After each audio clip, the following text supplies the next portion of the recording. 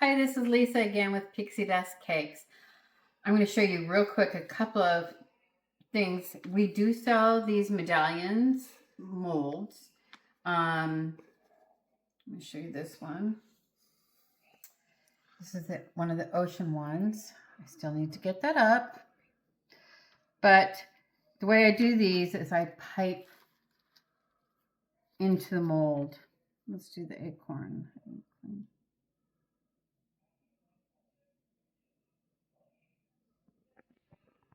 This way it kind of pushes everything down into the relief. There.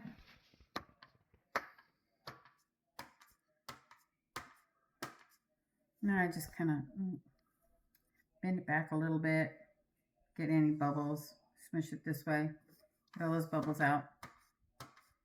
I like to pipe these in so you don't overflow them, and you're piping it into the cracks and crevices. See this Christmas tree that's going to be coming out? And then I have the grapes. Those are already online. The acorn I'm doing is online. And then there's an S for the alphabet that I have for medallions. Great for weddings or special occasions. So I'm gonna let that get hardened up real quick, but that's how I do that one. And you end up with a really nice medallion chocolate to put on top. I like to elevate it, so I get one of the large candied sprinkles, and I just put a dab of chocolate, put the candy there, put a dab of chocolate on the on top of the candy sprinkle, and then I put it on top. I even use chocolate covered espresso beans to give it height on the dark chocolate, and somebody gets some espresso chocolate bean. So for cake pops, whoops, woo. So I did this one, it's the spider web. And then I take one of the larger toppers, the regular size toppers, and I put chocolate on top. And what I'm going to do, I'm going to show you first. I don't want to take it out of the mold.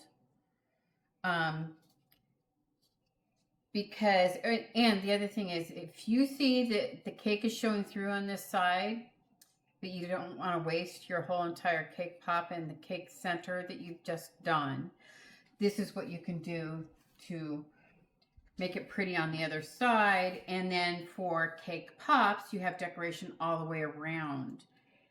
Is then I squish some chocolate on. Might be too much, but that's okay, because I'll show you what happens. And you want to keep it in the mold. Keep it in the mold, because then it squishes on the outside of the mold.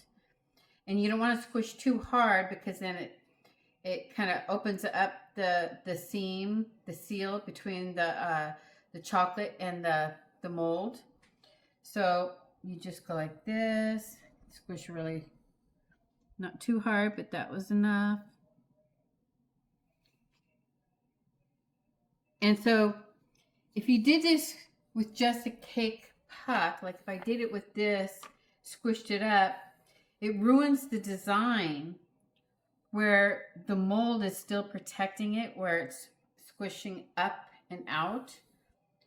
So again, if I try to do that with this, then it gets all the chocolate off and you have to kind of scrape at it and it doesn't look very good. So we're going to pause for a second and I'll be right back. All right, we're back. I just wanted to show you this real quick that I put together. And that's my sample topper for photos.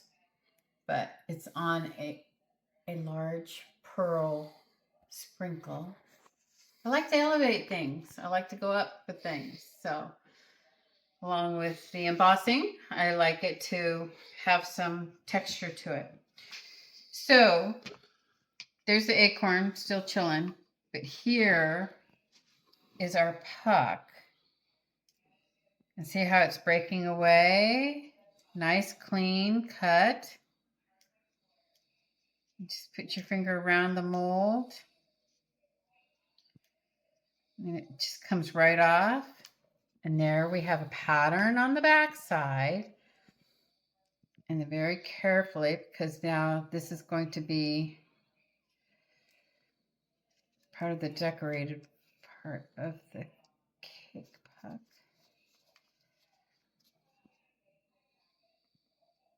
Okay, so where's my...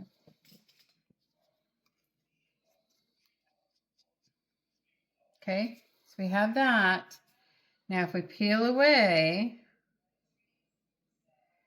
it has design all the way around it.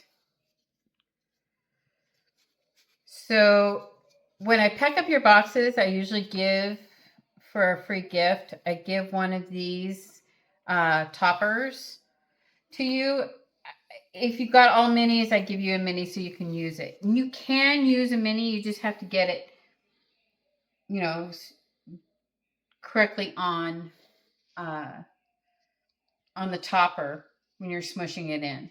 But you can still do it with a mini. But I try to put whatever topper I give you, I try and give you the same theme. Sometimes I give you something that's new because I want people to try out something different, whatever. But so here it is. We've got cake on that side. I mean, a design on that side, design all the way around. And then to do the cake pop part, I just get, I have a metal ice pick that I use, and I warm it up and I poke it in here, and then I get the cake pop stick and I dip it in some chocolate and I put it up in there. And then it creates, so you don't have a flat, ugly side. You have a really pretty side. If you didn't want the same pattern, I am going to be looking into doing sheets that are a little bit thicker of the silicone, so you can set like all 6 of them or all 8 of them out onto the same sheet at the same time. So you're just doing everything at the same time instead of doing one here, one there. You know, even doing the stone wall on a back side of something. I keep thinking this would be great for like Rapunzel, and somebody was saying Harry Potter is a good one, and this one is good for the side ones. When I'm going to have the side band, you can do, I'm going to have fruit on top, or you can do a cornucopia on top for Thanksgiving. So I have a couple more other designs that are coming out in the basket weave and different patterns instead of actual things. So, all right, I just wanted to show you real quick how to decorate both sides of your cake puck so you can make cake pops for a special occasion, and it has a design all the way around. Isn't that fun? All right, thank you. Good night. Okay, so another thing real quick. Okay, so I pulled out the acorn medallion out, and you can put it on the leaf pattern. And here's the other acorn in the mini topper. Bingo, just like that. So you can just elevate the look just a little bit on top of what already comes out. And again, a simple way to make it look elegant and without having to do a lot of work. Not that I don't like to work, because you know some of my pucks, they are very time consuming. Okay, I'm going to cut this one open and see what it looks like with my blueberry lemon cake in it. Oh, yeah. Pretty. Like I said, I'm more about the outside of the puck versus the inside. I'm not very good, but this is really tasty. All right, talk to you soon.